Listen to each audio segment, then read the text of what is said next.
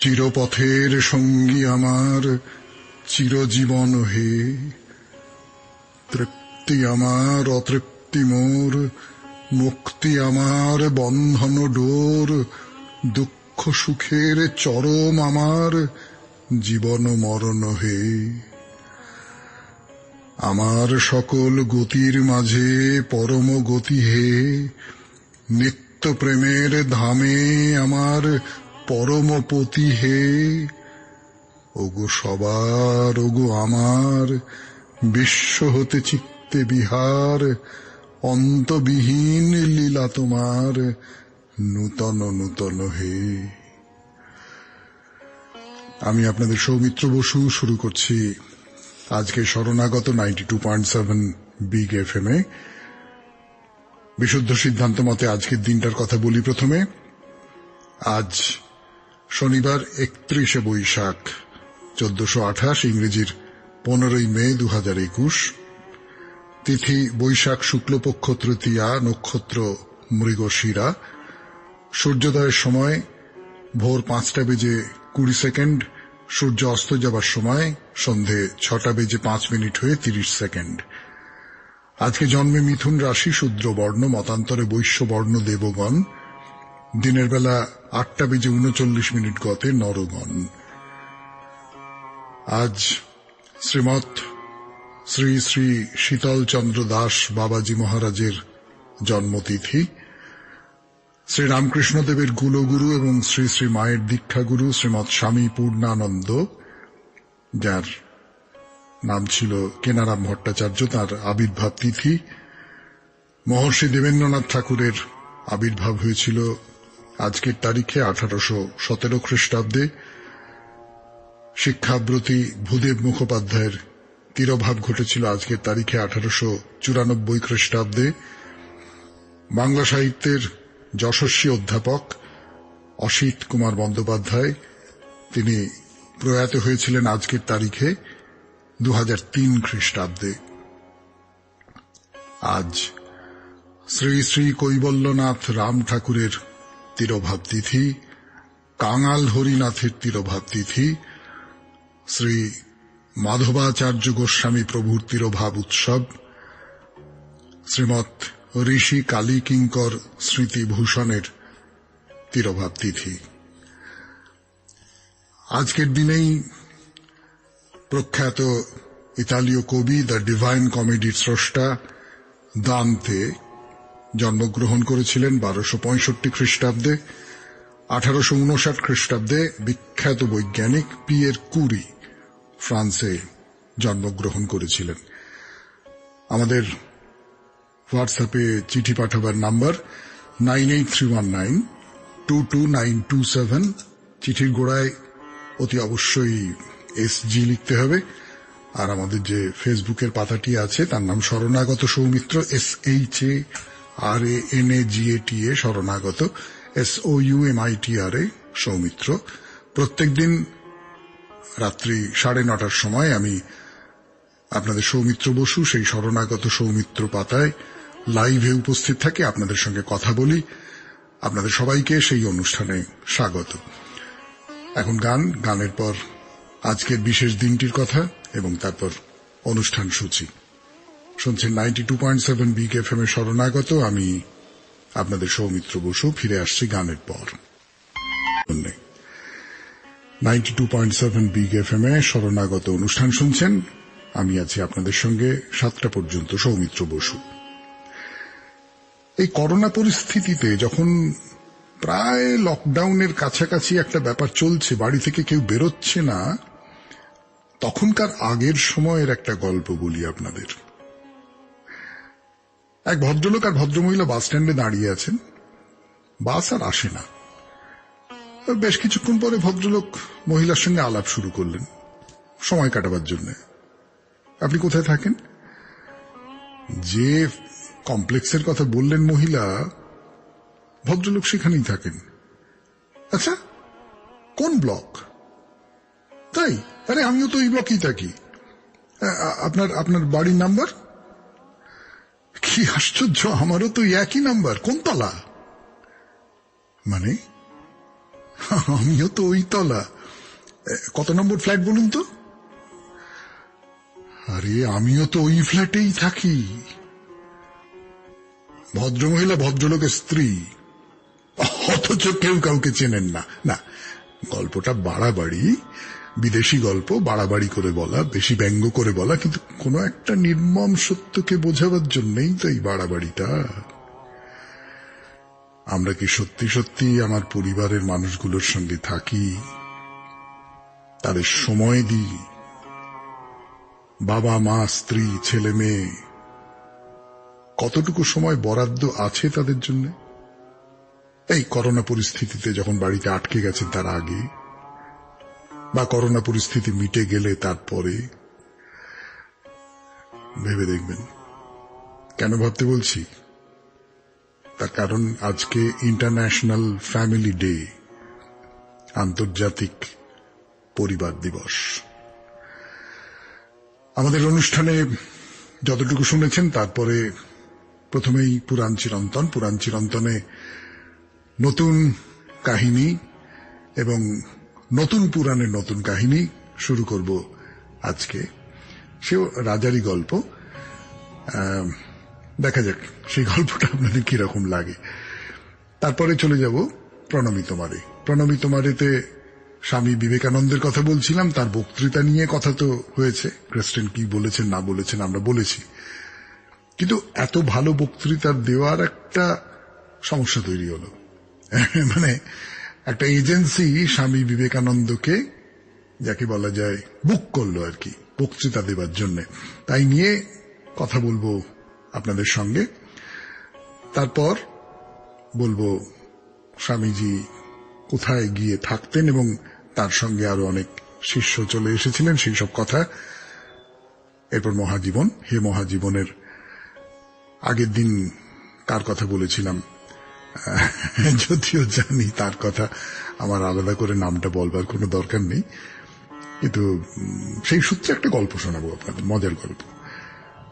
আর নতুন একজন মানুষের কথা বলবো, নতুন একজন মহাজীবনের কথা বলবো, যেমন বলি।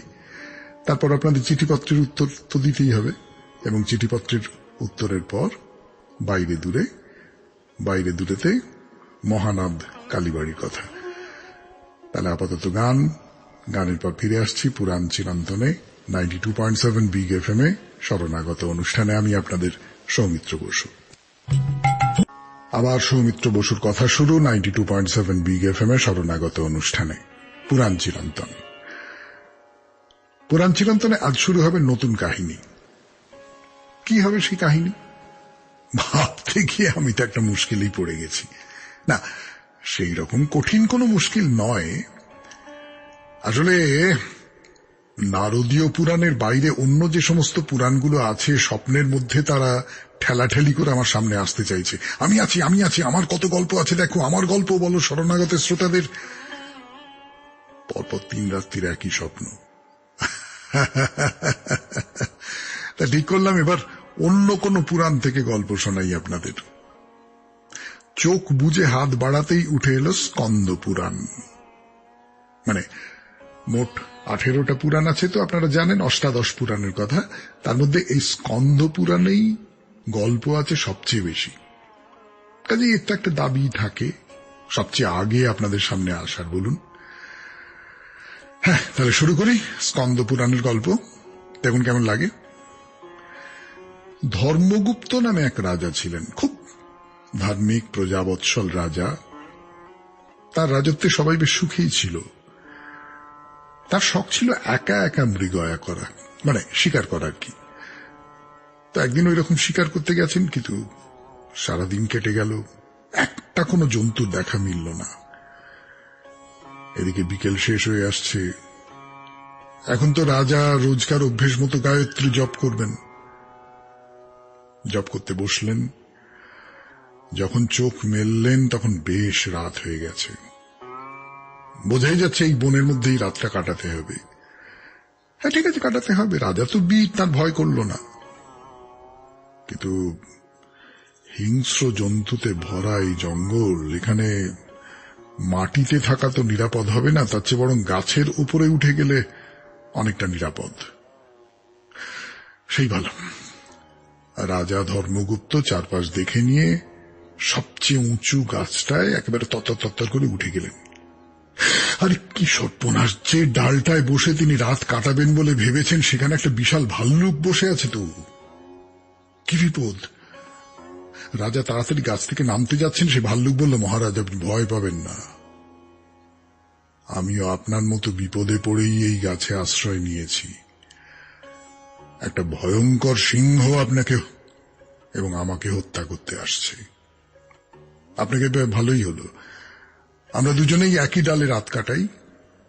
আপনাকে দেখে খুব ক্লান্ত বলে মনে হচ্ছে, আপনি বরং ঘুমিয়ে পড়ুন, আমি জাগছি।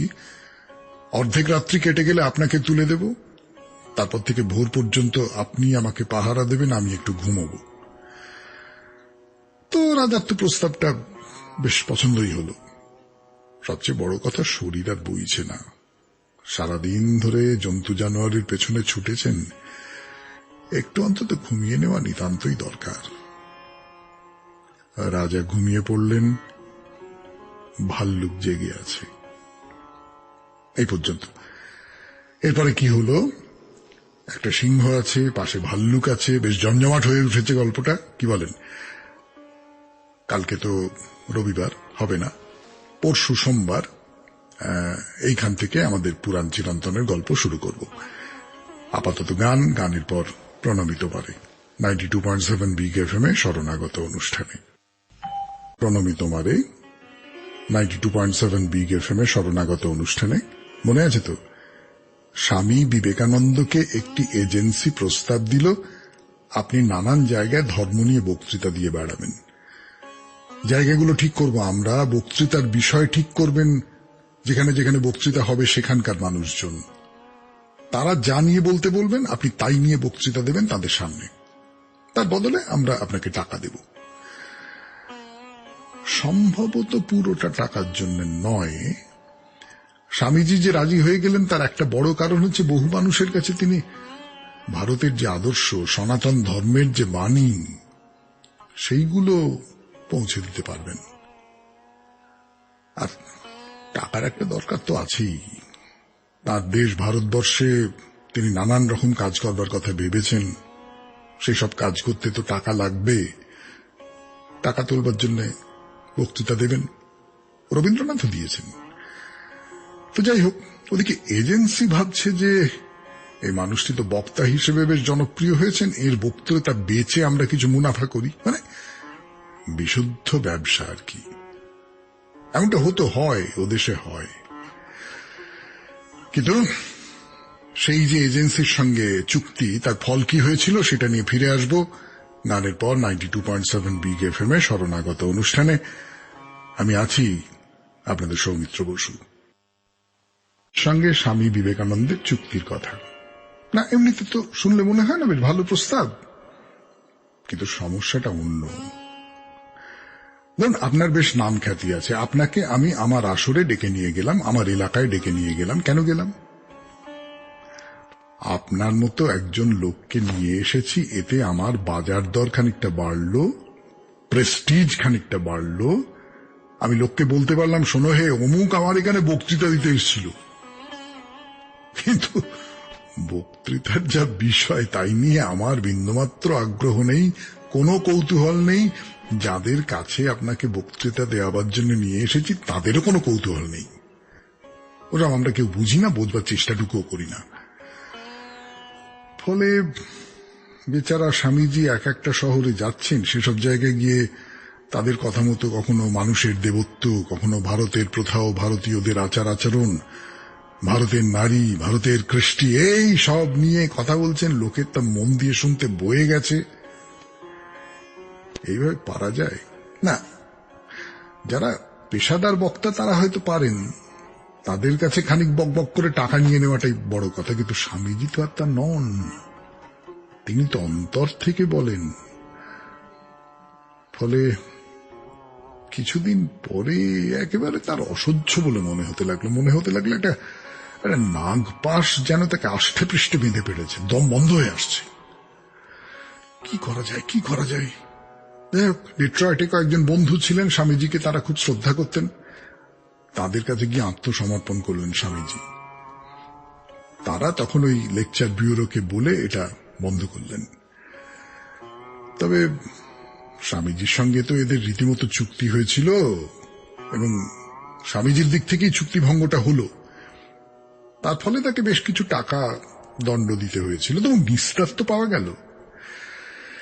তো এইসব হয়ে যাওয়ার পর স্বামীজি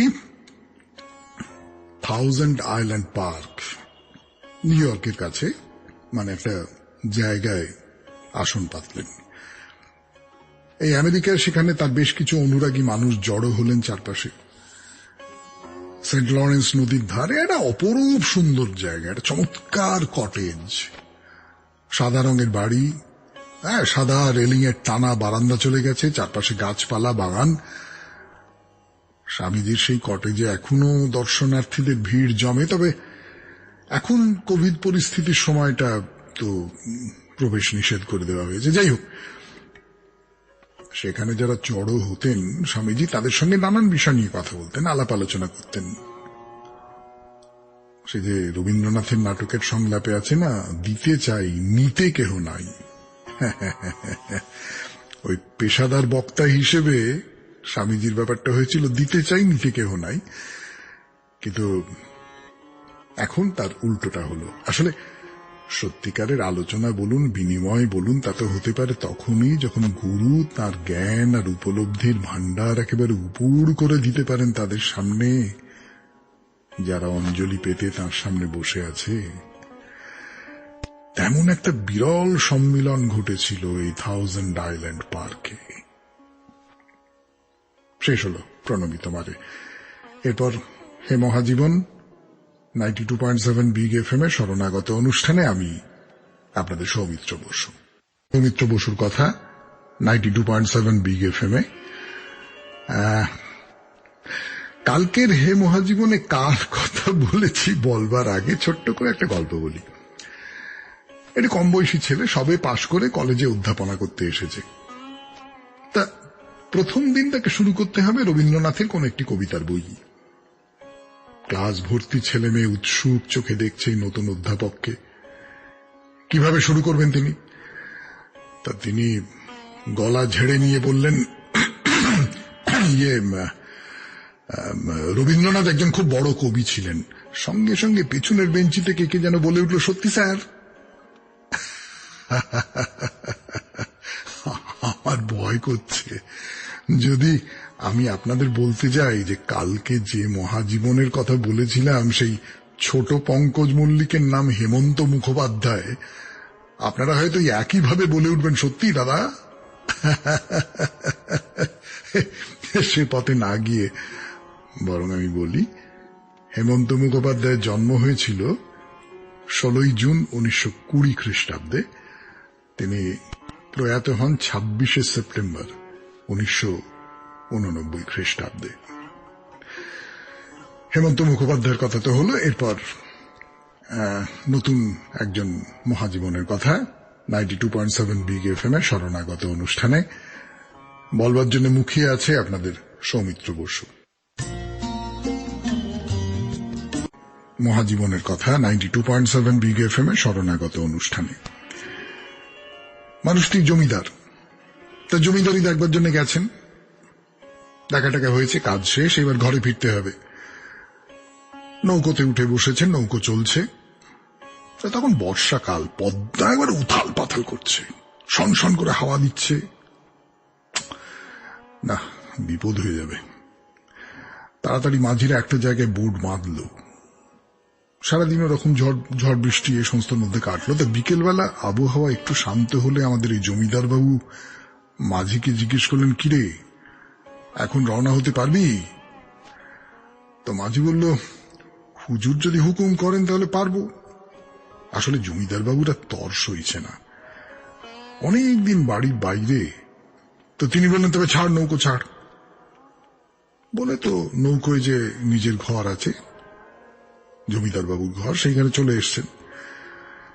তারপরে অনেকক্ষণ কেটে গেল, নৌকো আর চলে না। কি ব্যাপার? মাঝিকে গিয়ে জিজ্ঞেস করলেন, নৌকো ছাড়িসনি কেন? আমি বললাম। মাঝি বলল, দেওয়ানজি বারণ করলেন যে বলেন এই একেবারে মোহনা ঢেউ খুব, তার উপর এমন বাদুলে ঝোড়ো হাওয়া। জমিদার বাবুর একটু মানে লাগলো হয়তো, বললেন আমি বলছি নৌকো ছাড়। মাঝি নৌকো ছাড়লো, আশপাশে যে নৌকো বাঁধা ছিল তারা এবার হাঁ করে উঠল, আরে করো কি এখন নদীতে যেও না, আরে যেও না। বলতে বলতে স্রোতের টানে নৌকো মাঝপথটায়। জমিদার বাবুর এইবারে ভয় করছে, মাঝ নদীতে উত্তাল ঢেউ, তার মধ্যে দিয়ে নৌকো যেন পাতালের দিকে ছুটে চলেছে। হঠাৎ দেখেন সামনে জলের একটা দেওয়াল, না দেওয়াল নয়, বিশাল একটা ঢেউ ছুটে আসছে তাদের নৌকোর দিকে। সামাল সামাল করতে করতে সেই ঢেউ নৌকোর ওপর লাফিয়ে পড়ল। নৌকো সেই জলের দেওয়াল ভেদ করে ছুটে চলে গেল। এইভাবে মৃত্যুর দোলায় দুলতে দুলতে এগিয়ে চলেছে নৌকো, প্রতি মুহূর্তে বিনাশের সম্ভাবনা নিয়ে। হঠাৎ দেখা গেল দূর থেকে একটা ডিঙি নৌকো হাবুডুবু খেতে খেতে এগিয়ে আসছে। সেখান থেকে মাঝি চিৎকার করে বলল, ভয় নেই, এগিয়ে যাও। ভয় নেই, এগিয়ে যাও। জীবনে নানা সংকট আসবে, বারবার নানা অন্ধ গলির সামনে এসে দাঁড়াতে হবে, অনিবার্য পতন দেওয়ালের মতো সামনে এসে দাঁড়িয়ে মাথার উপর ভেঙে পড়তে চাইবে, কিন্তু তার ভেতর থেকে কোনো একজন মাঝি ঠিক ভরসা দেবে, ভয় নেই, এগিয়ে যাও। হ্যাঁ, নির্ভয় মানুষটি এগিয়ে গিয়েছিলেন তার বিশ্বাসের পথে। বিশাল বনেদি বাড়ি, বহুকালের বিখ্যাত দুর্গাপুজো, কিন্তু তিনি তো এই বিশ্বাসে এসেছেন পৌত্তলিকতা ভুল, প্রতিমার কাছে মাথা হেঁট করবেন কি করে?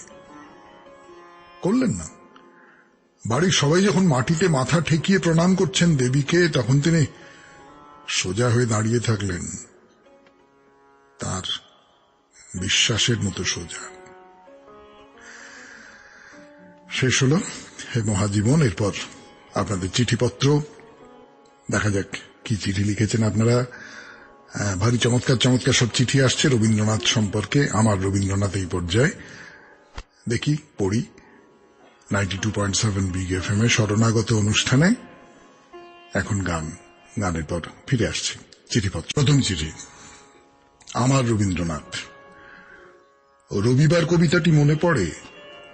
মায়ের মুখে শোনা শিশুর প্রশ্ন, রবিবার যে কেন মাগো এমন দেরি করে, ধীরে ধীরে পৌঁছয় সে সকল বারের পরে। শুনে মনে হলো, আরে তো আমারই মনের কথা। সেই শুরু। ওই কবিতার মধ্যে দিয়ে যে বীজ বোনা হয়েছিল, সারা জীবন তা অজস্র ডালপালা মেলে যেন আমায় আচ্ছন্ন করে রেখেছে। প্রথম অমৃতের রসাস্বাদন টেনে নিয়ে গেছে অমৃত সাগরে।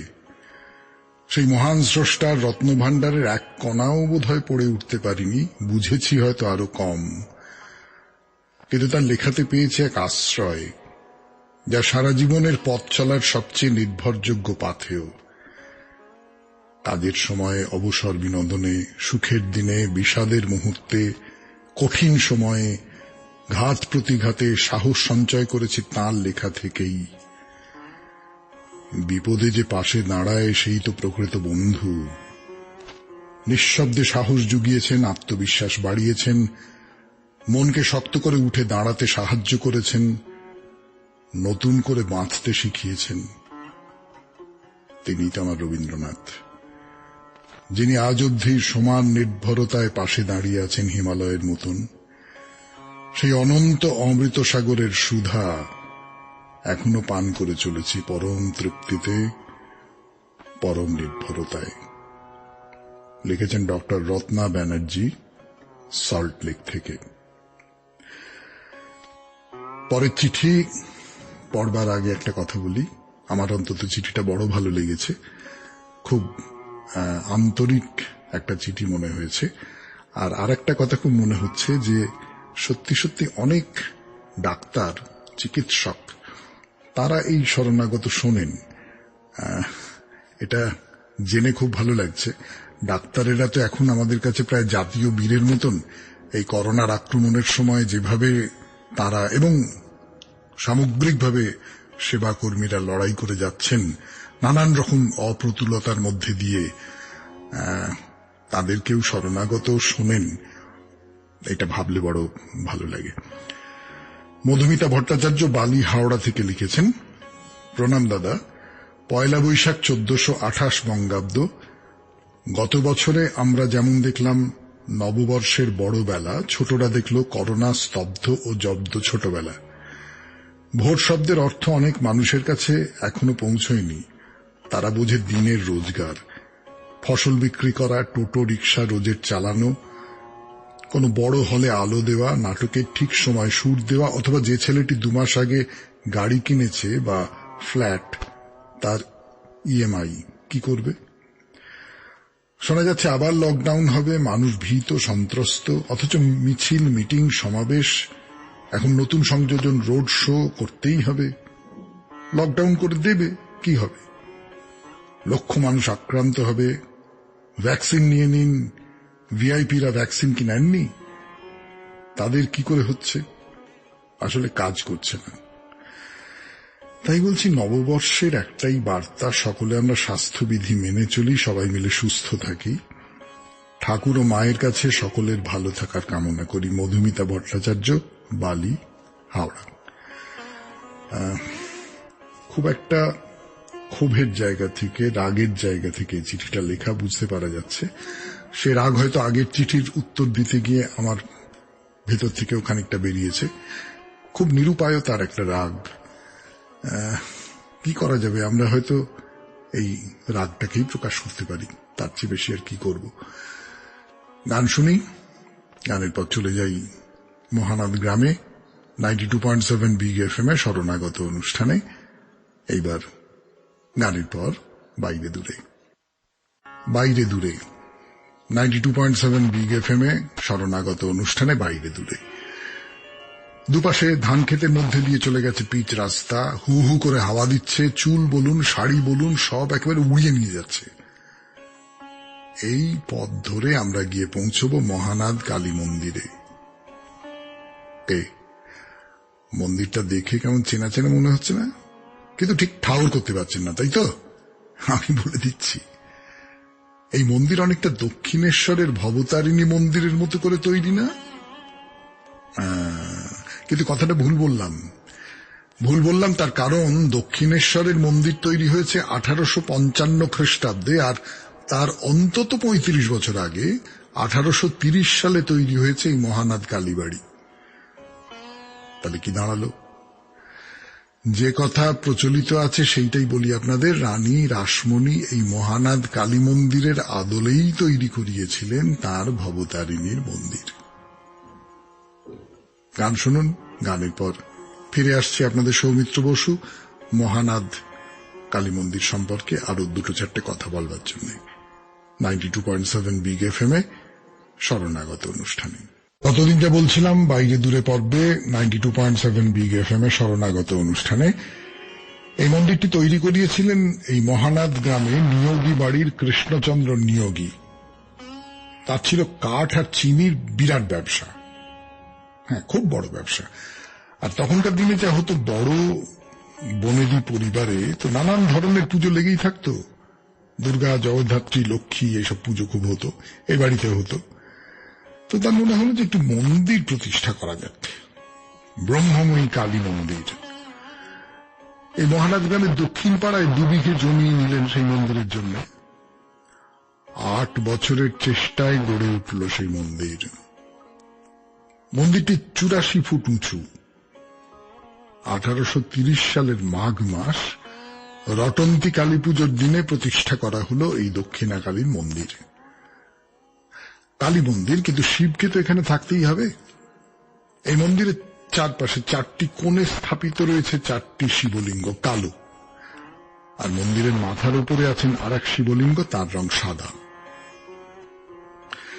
এবার তাহলে মন্দিরটা ভালো করে দেখিনি।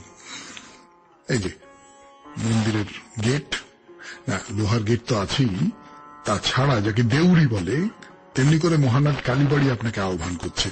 সাদার উপর লাল বর্ডার দেওয়া থাম দুটো, তার মাঝখান দিয়ে ঢুকতে হবে।